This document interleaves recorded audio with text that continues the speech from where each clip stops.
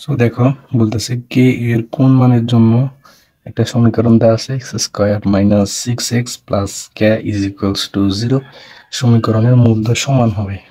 So মূলদয় সমান হওয়ার সত্য কি সেটা আমাদেরকে আগে জানতে হবে। হ্যাঁ, সো আমরা দ্বিঘাত সমীকরণের আদর্শ রূপ লিখতেছি x square plus b x plus c is equals to zero যদি হয় এটা একটা দ্বিঘাত সমীকরণ আদর্শ রূপ।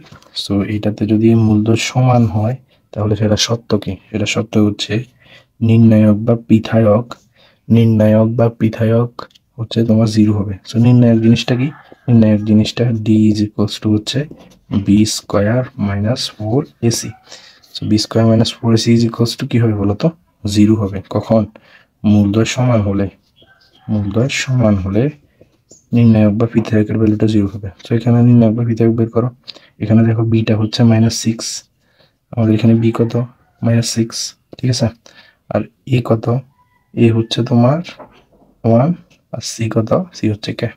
So b square minus four c আমরা লিখি বি স্কোয়ার আলটিমেটলি 36ই হয়ে যাবে, প্লাস হয়ে যাবে minus four ac, four one আর সি হচ্ছে k is equals to zero. So four k is equals to 36, k is equals to 9।